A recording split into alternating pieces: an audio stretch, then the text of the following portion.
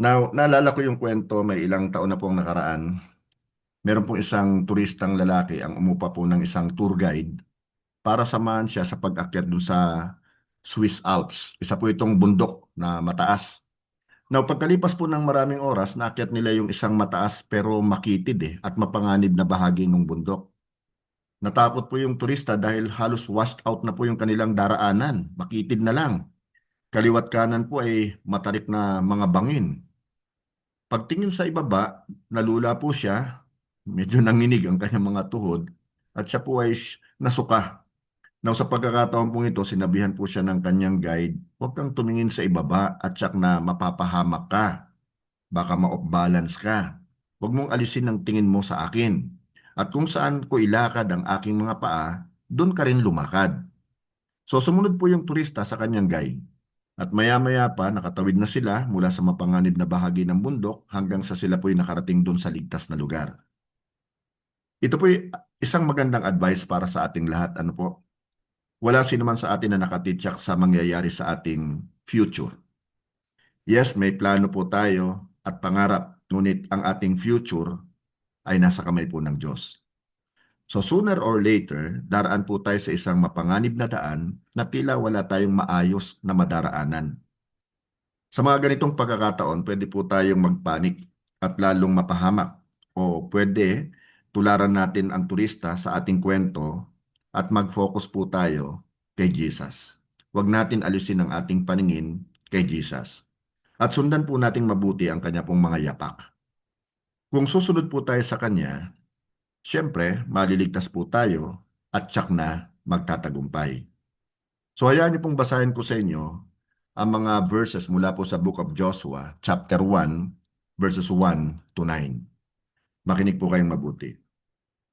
After the death of Moses, the servant of the Lord said to Joshua, son of Nun, Moses' aide, Moses, my servant is dead.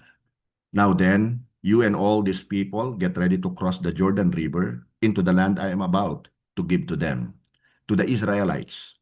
I will give you every place where you set your foot, as I promised Moses.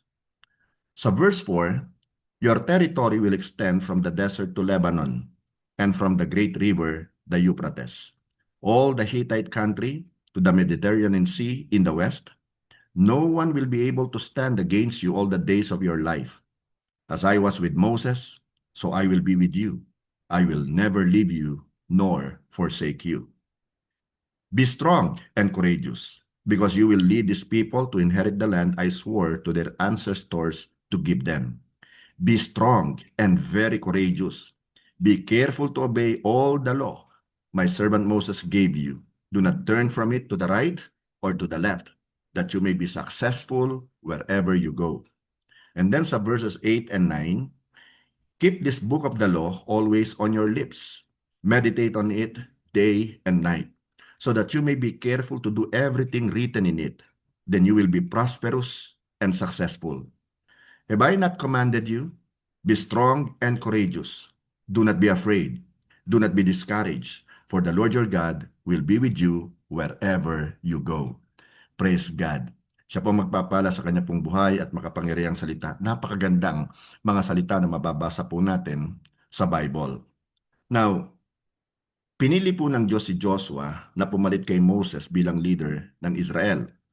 Ito po ang kauna-unahang pagkakataon na pangungunahan ni Joshua ang mga nasa 20 milyong katao patungo po sa Canaan na otherwise known po as Promised Land.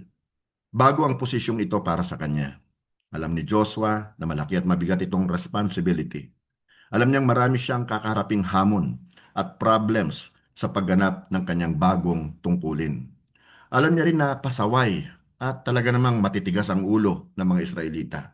At bukod pa po dito, alam niya rin na mga reklamador at rebelde ang mga Israelita. Malaki ang pangamba at takot po ni Joshua na di niya kakayanin ang kanyang bagong tungkulin. Kaya, mula po sa ating binasang teksto, nabasa po natin na pinalakas ng Diyos ang kanyang loob. Now, kapatid kaibigan, maring bago ka sa iyong trabaho o nalipat ka ng departamento o kaya ay kapopromote mo lang o ka-assign mo lang sa ibang lugar. o maaring bagong kasal ka. Kung ikaw naman ay isang estudyante, baka kalilipat mo lang ng bagong school o kurso o seksyon. At may takot at pangambakang harapin ang mga bago mong tungkulin at responsibilities. Well, makinig kang mabuti. Gusto rin ng Diyos na palakasin ang iyong loob. Nais ng Diyos na magtagumpay ka. Tatandaan mo yan. Alam mong tinatawag ka ng Diyos na maglingkod sa church na kinabibilangan mo. Pero nandoon ang pangamba, nandoon ang takot, naguguluhan ka. Kapatid, again, nais ng Diyos na magpakatapang ka. Magpakatatag ka. Huwag kang matakot. Sumunod ka lang sa tawag niya at tsak, pagtatagumpayin ka niya. Yes, hindi madali ang sumunod sa Kanya. Kailangan mo mag-sacrifice. Kailangan mong kalimutan ang iyong sarili. But I tell you the truth, it is all worth it. Now, ang pamagat po ng pag-aaralan natin ngayong gabi ay Success Follows Obedience. So sa gabi pong ito, aalamin natin ang ilang bagay mula po sa experiences nito pong si Joshua, one of my favorite characters sa Bible. Kaya nga po yung atin pong sasakyan na kabibili ay chose talagang pangalanan siyang Joshua. Kasi napakaganda ng mga exploits niya. Napakaganda ng kanyang karakter. At syempre alam natin siya po ay isang mandirigma, siya po ay isang invader, siya po ay isang conqueror. And by the way, ang pangalang Joshua ay variant po ng pangalan ni Jesus, na ang ibig sabihin po ay Savior. Kaya sama niyo sa prayer ng ating pong bagong biling sasakyan na pinangalanan nating Joshua ay magiging ganun din. Ano po? Magiging instrument siya ng Panginoon para mahakot ang maraming kaluluwa papunta sa kanyang paanan. So, here are some things we can learn from Joshua. Ang una po, his awareness about the new things entrusted to him. Meron po siyang kamalayan sa mga bagong bagay na ipinagkatiwala sa kanya ng Panginoon. So, under this, his awareness to the new role or responsibility to lead God's people.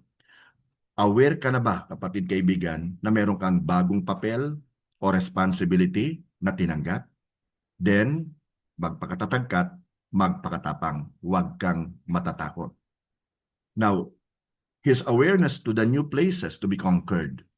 Kanina po binasa natin, marami silang mga bayan na mako-conquer, dadaanan at kanilang iko-conquer patungo po sa Promised Land.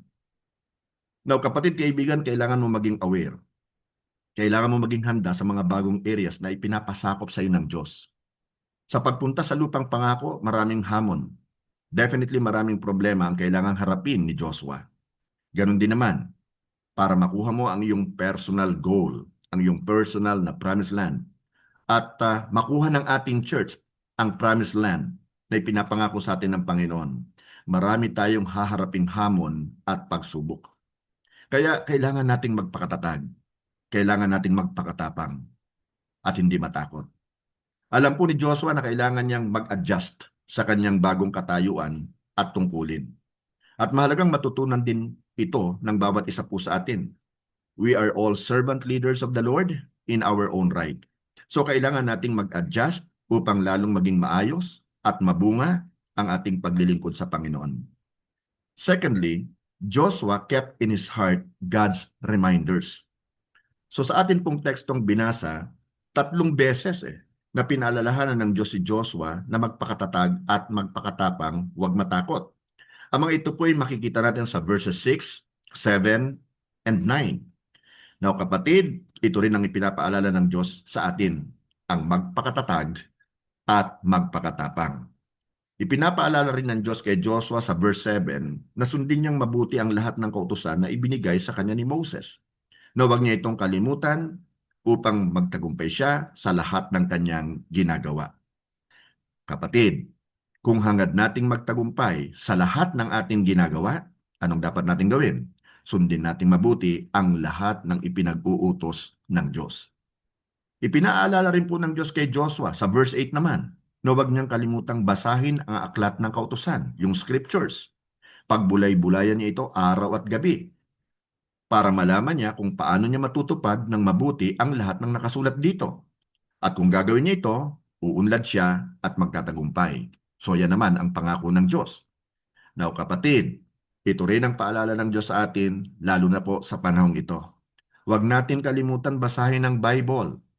ang nagbibigay sa atin ng basic instruction before leaving Earth, ang atin pong manual for living, ang ating roadmap to success. Kung gusto mo talaga makaranas ng good success, then always find time, make time in reading the Word of God. Pagbulay-bulayan din po natin ito araw at gabi para malaman natin kung paano natin matutupad ng mabuti ang lahat po ng nakasulat dito. At sabi nga po sa Bible, kung gagawin natin to, uunlad tayo at magtatagumpay. Thirdly, the fulfillment of God's promises. Under this, we have the assurance of God's protection. Tsak po yan, na tayo po ay poprotektahan ng ating Panginoon. So hayaan niyo pong basahin kung muli sa inyo yung nakasulat po sa book of Joshua chapter 1 verse 5. No one, listen to this no one will be able to stand against you all the days of your life. As I was with Moses, so I will be with you. I will never leave you nor forsake you. Kapatid, panghawakan mo na yan. You are under God's protection. Hindi kanya pababayaan, hindi kanya iiwanan, hindi kanya ibibitin, kapatid, sa balag ng alinlangan. Poprotektahan kanya. Huwag kang magduda sa pangako niyang ito dahil ang Diyos hindi po marunong magsinungaling kagaya ng tao. Now, the certainty of success. So, natitsak po yung atin pong tagumpay kapag tayo po ay sumusunod sa ating Panginoon. Doon po sa Joshua chapter 1, verse 7, yung last part, you may be successful wherever you go. Pagsusundin natin ng kanya pong mga tagubilin sa atin, magiging successful tayo at gustong-gusto natin yan saan man po tayo mapunta. Now, thirdly, the certainty of becoming prosperous. Hindi lang po ito sa money matters, in all aspects of our lives. Pwede pong sa health natin, pwedeng sa relationship natin, o ano man po yung hawakan natin, ipaprosper to ng ating Panginoon, pagyayamanin niya. Now, ang sabi po sa Joshua chapter 1, verse 8, yung last part again, then you will be what? Prosperous and successful. So tinityak niya talaga yung pangako niya, matutupad ito kung tayo pa'y susunod sa Kanya. Yun lang naman ang condition Susunod tayo sa Kanya at hindi tayo mabibigo. Now, let's go to the fourth, yung the assurance of God's presence. Nandoon din po yung katiyakan na saan man tayo mapunta, kasama natin ang presence ng Lord. Bakit ko nasabi ito? Well, unang-una po, nung tinanggap natin ang ating Panginoong Hesukristo bilang ating Panginoon at tagapagligtas, nag-dwell sa atin ang Holy Spirit, the third person of the Godhead. So nandun talaga yung assurance na present siya sa atin.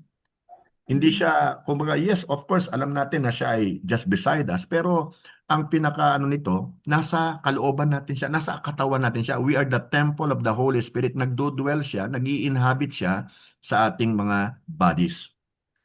Now, sa Joshua chapter 1, verse 5c, ang sabi po niya, I will never leave you nor forsake you. At sa Joshua chapter 1, verse 9c, do not be afraid. Do not be discouraged, for the Lord your God will be with you wherever you go, kahit saan ka pumunta. Hindi ka iiwanan ng ating Panginoon.